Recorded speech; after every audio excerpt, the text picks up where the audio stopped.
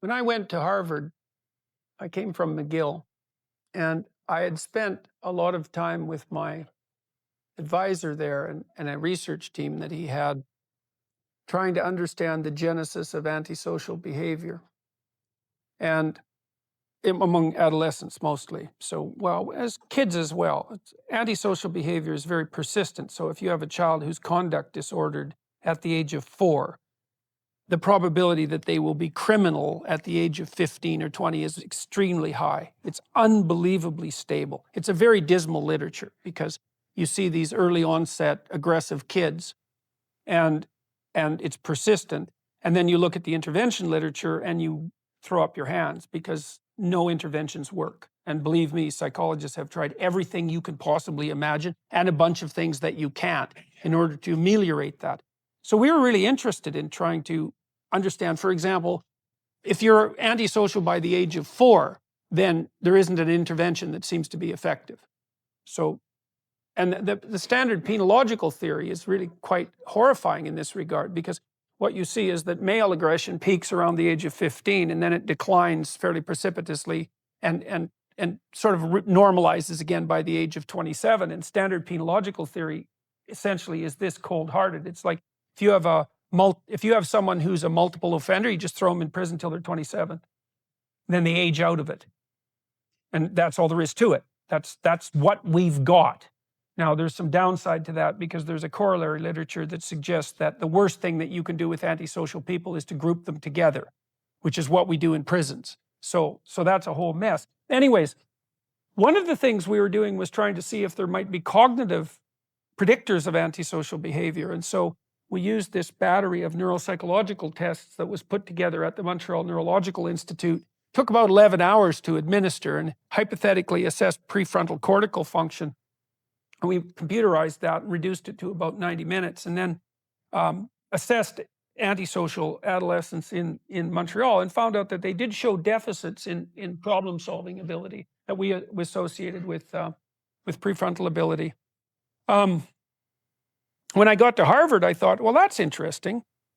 We could use the neuropsych battery to predict negative behavior. Perhaps we could use it to predict positive behavior. So I thought, well, what if we turned the neuropsych battery over and thought, well, can we predict grades, for example? Because, that's a decent thing to predict. So we ran a study that looked at Harvard kids, University of Toronto kids, line workers at a Milwaukee factory, and managers and executives at the same factory. And what we found was that the average score across these neuropsychological tests, they were kind of like games. They were game-like, So in one test, there were 5 lights in the middle of the screen, and a box was associated with each light, and you had to learn by trial and error which box was associated with each light. That was one of the tests.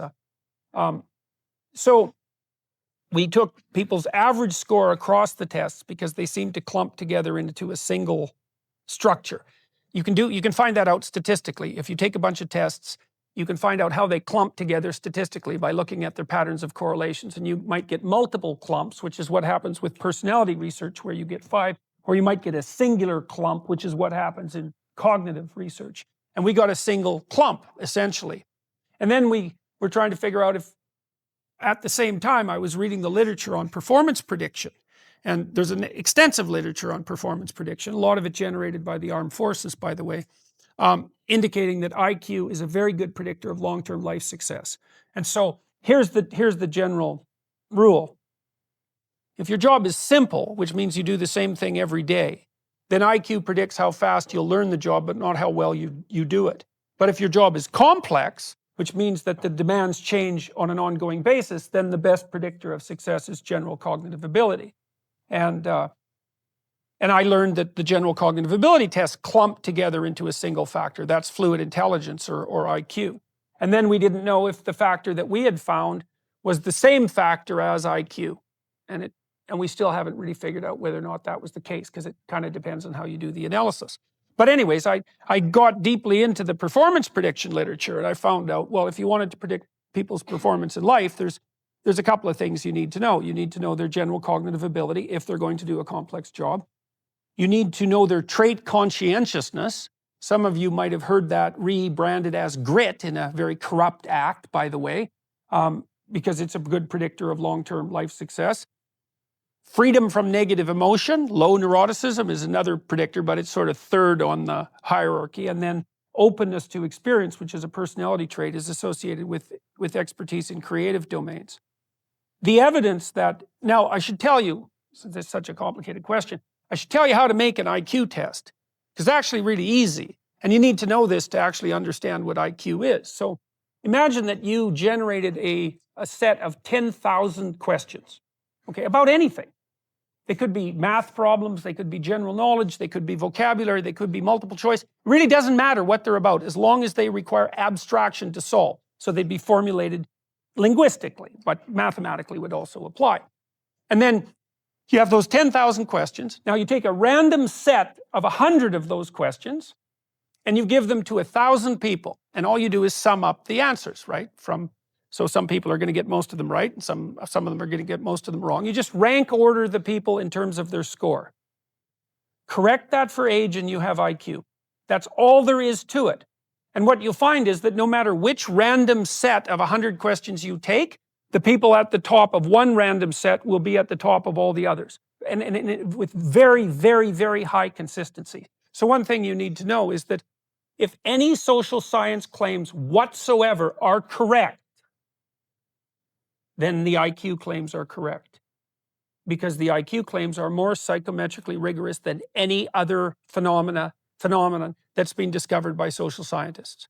Now, the IQ literature is a dismal literature. No one likes it. Here's why. Here's an example. So here's a fun little fact for you, for liberals and conservatives alike, because conservatives think there's a job for everyone if people just get off their asses and get to work. And liberals think, well, you can train anyone to do anything. It's like, no, there isn't a job for everyone. And no, you can't train everyone to do everything. That's wrong.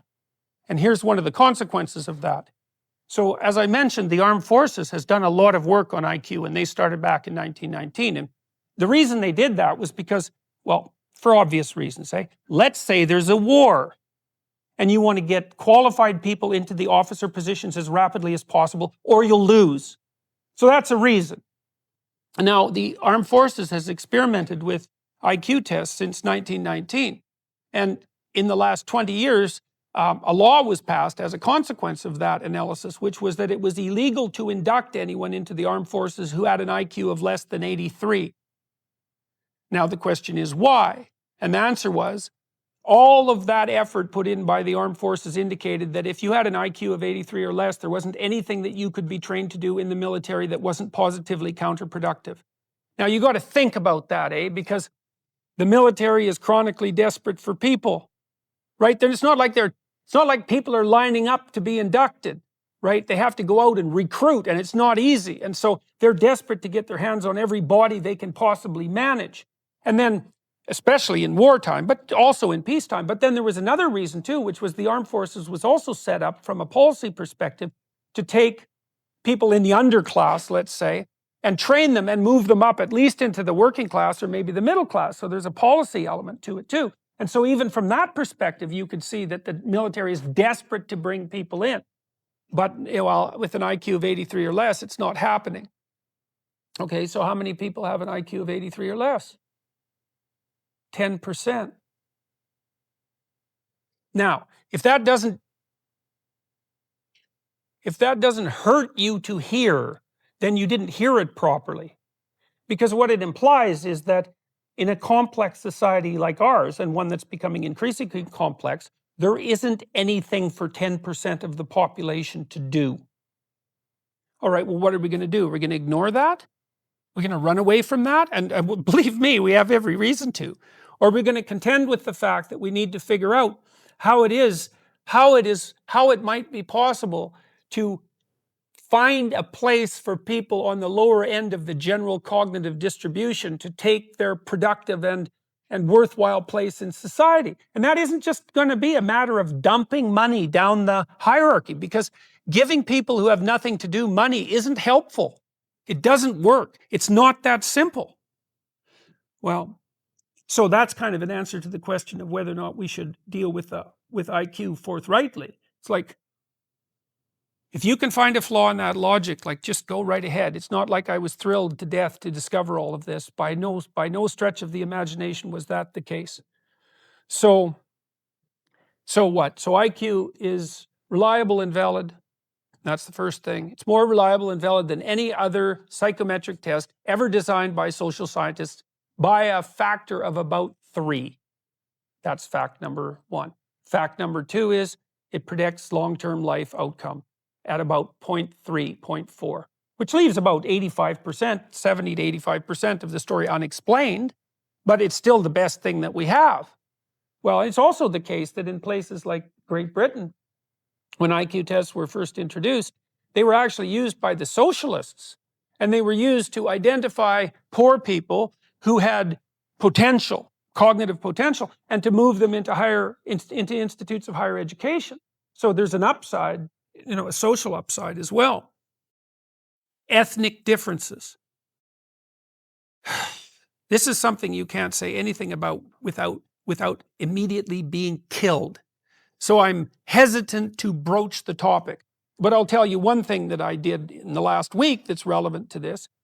And this just shows you how complex the problem is. First of all, we should point out that race is a very difficult thing to define because racial boundaries aren't tight, right? So when you talk about racial differences in IQ, you're faced with the thorny problem of defining race. And that's a big problem from a scientific perspective, but we'll leave that aside. And I wrote an article this week. Somebody stood up at one point in one of my talks, and Vice, bless their hearts, took this particular question and used it as an indication of the quality of the people who are my so-called followers. And by the way, the quality of my so-called followers is pretty damn high.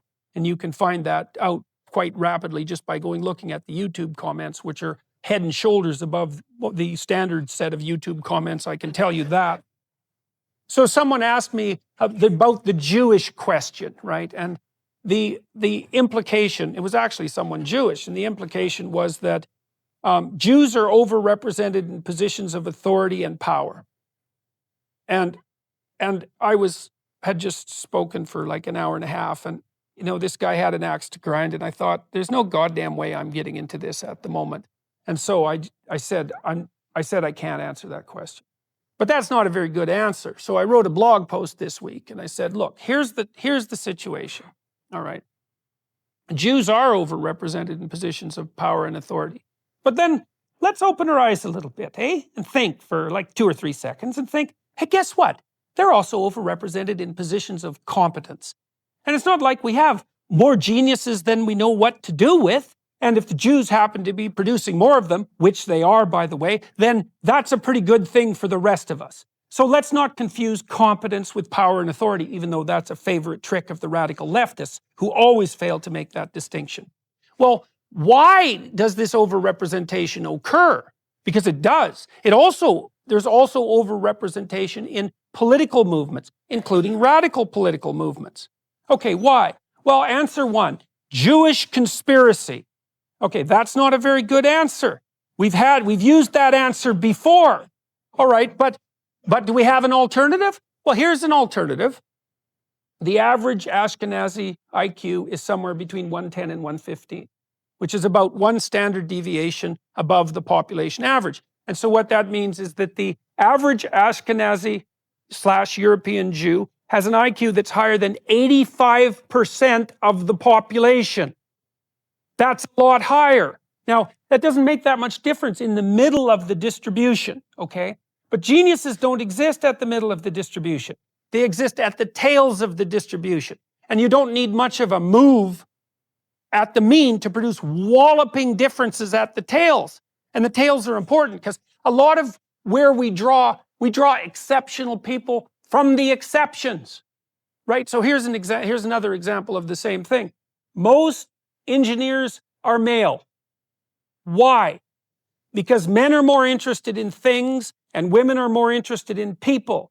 And you might say, well, that's sociocultural. It's like, no, it's not. And we know that because if you stack up countries by their egalitarian social policies, which you can do quite effectively, and then you look at the overrepresentation of men in STEM fields, the overrepresentation increases as the countries become more egalitarian.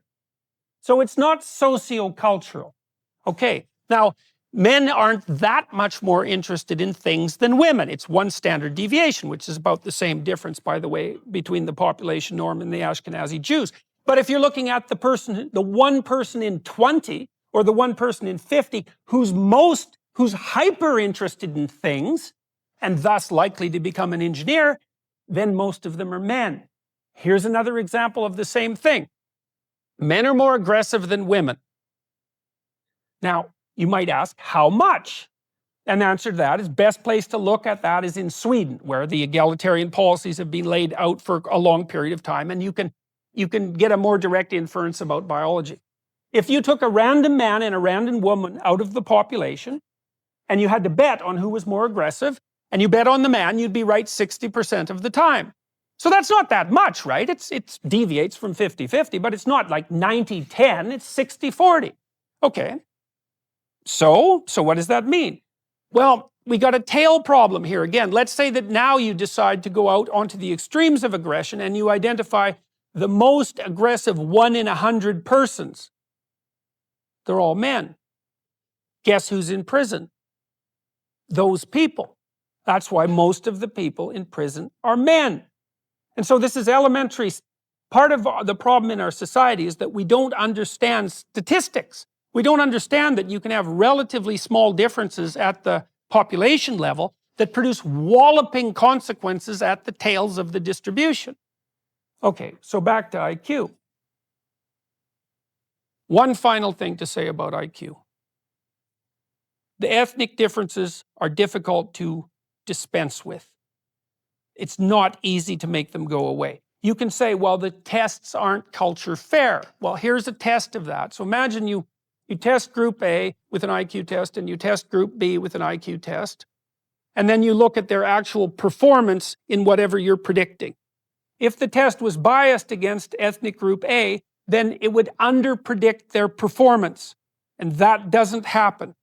Now you could say, well, there's systemic bias in the performance measures and the potential measures, and that's a possibility. All right. Now, one other thing about that. There's a real danger in the ethnicity IQ debate, and the danger is that we confuse intelligence with value, or that we confuse intelligence with human value. That's a better way of thinking about it. And one of the things that we're going to have to understand here is that that's a mistake, is that being more intelligent doesn't make you a better person.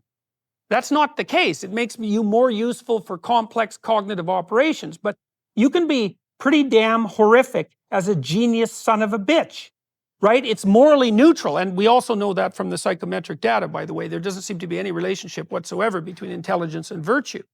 And so, if it does turn out that nature and the fates do not align with our egalitarian presuppositions, which is highly probable, we shouldn't therefore make the mistake of assuming that if group A or person A is lower on one of these attributes than group B or person B, that is somehow reflective of their intrinsic value as human beings. That's a big mistake. There's another way of representing it. The dragon of chaos stands for the potential that surrounds us. Inside of that, there's the unknown that you actually come into contact with, right? That's the unknown as it actually manifests itself in your world as something you don't understand, instead of just the potential for that. Because we say, look, you know perfectly well that as you're sitting here, there's all sorts of things you don't know everywhere. But where are they? Well, they're not manifesting themselves at the moment. They're only in potential. But we could have a discussion that became argumentative. And then all of a sudden, it would be as if emissaries of that unknown had entered the space. And that's the unknown that's defined in relationship to what you know. That's what you actually experience, instead of it only being potential. It's a tough thing to get because they're both unknown, right? You think, well, how can there be two different categories of unknown? Well, latent and manifest, that's a good way of thinking about it. You know, in a relationship, it's going stably, but you know that sooner or later something will come up. Okay, up. From where? Why up? Well, from beneath. Well, what do you mean beneath? Well, it's from your complex, the person you're in a relationship with, in with is complicated and complex. That's implicit in you. It's inside your conceptual structure. That's a way of looking at it. Now and then, when there's a disagreement, it will manifest itself, and you know that. You know that there's still trouble brewing ahead in a relationship, always. And that's part of what keeps them alive. There's an interesting piece of empirical work done on this a while back. So you might think, well, what does the optimal relationship look like in terms of positive and negative emotion? You might say, well, utopia, nothing but positive interactions. It's like, no. Imagine you get people to code the interactions they have with their partner during the day. You know, you sample it. You say, was that interaction positive or negative? And then what you're trying to do is predict the longevity of the relationship. Okay, so here's the data. If it falls under 5 positive interactions to 1 negative interaction, the relationship doesn't continue. Fair enough, too much negative. That's easy to understand. If it exceeds 11 positive to 1 negative, the relationship doesn't last. Why? No challenge. Right? What do you want from your partner? Bliss? No. No, you don't. You want periods of peace punctuated by a good fight. And that because that means you respect them, means you have something to offer each other, and it means that you're both growing. And so you don't want the fight to be too dramatic because, well, then you retreat, you can't settle it. But the person that you can completely map and who only does positive things for you, it's like, A, you don't know that person. B, they're not communicating with you, nor you with them. Maybe they're just subordinating themselves to you or you to them. And you're not growing. You want someone who can, a real relationship is a wrestling match. It's a grappling phenomena that you both emerge transformed from. And that's what people want. They don't want a pushover. Not unless there's something wrong with them. You know, a narcissistic person who never wants to be challenged will want a partner who does nothing but deliver exactly what they're told to deliver, but they will mistreat them beyond belief, and perhaps deservedly so.